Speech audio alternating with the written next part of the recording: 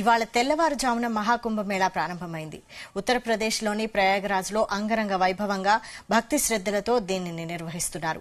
ఈ మహాకుంభమేళా మొత్తం 45 రోజుల పాటు సాగనుంది.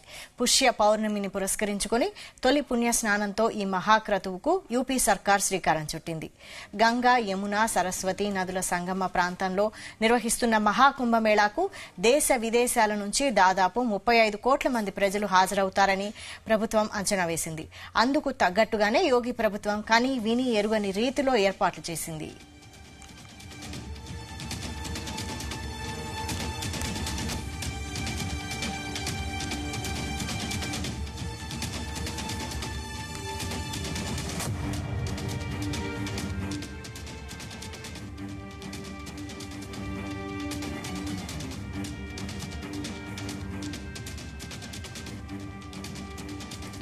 గంగా, యమునలతో పాటు అంతర్వాహినిగా ప్రవహించే సరస్వతీ నది కలిసే త్రివేణి సంగమంలో మహాకుంభమేళా జాతర కొనసాగుతోంది.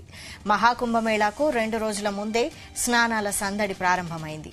శనివారం 25 లక్షల మంది, ఆదివారం 1 లక్ష మంది వరకు పుణ్య స్నానాలు ఆచరించారని అధికారులు చెబుతున్నారు. దీంతో ఘాట్లన్నీ కిటకిటలాడుతున్నాయి.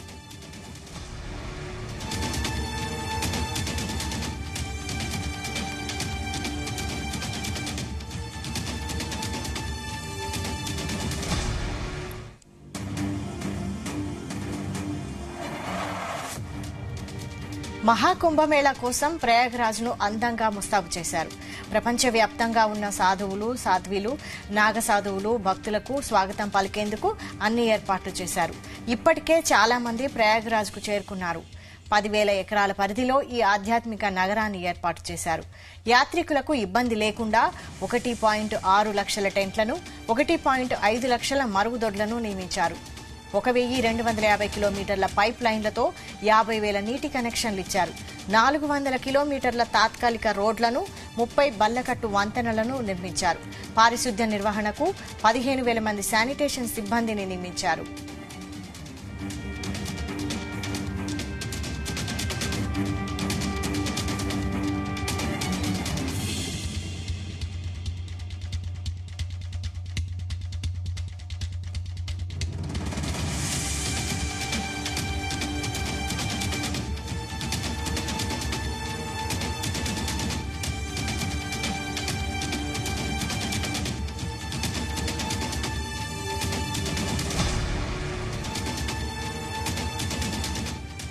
మహాకుంభనగర్ ప్రపంచంలోనే అతిపెద్ద తాత్కాలిక నగరంగా నిలుస్తోంది.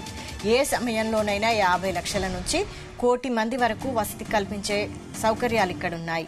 భక్తుల భద్రతకు యూపీ ప్రభుత్వం పెద్దపీట వేస్తోంది. పటిష్ట నిఘా కోసం డ్రోన్లను వినియోగిస్తోంది. ఏఐ సహకారంతో కెమెరాల ద్వారా నిఘాకు చర్యలు చేపట్టింది. 55 పోలీస్ స్టేషన్లను ఏర్పాటు చేసింది. 45,000 మంది పోలీస్ సిబ్బందిని మోహరించింది. ఎలాంటి అవాంఛనీయ ఘటనలు జరగకుండా సామాజిక మాధ్యమాలపై కూడా నిరంతరం నిఘా ఉంచనున్నారు.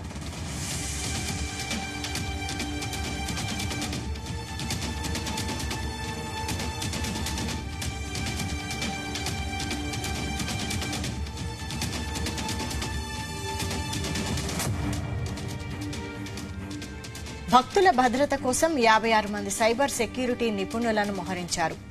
నీటిలో మునిగి నిఘా ఉంచే డ్రోన్లు, కంట్రోల్ సెంటర్తో పర్యవేక్షణ వంటి ఏర్పాట్లు చేస్తున్నారు.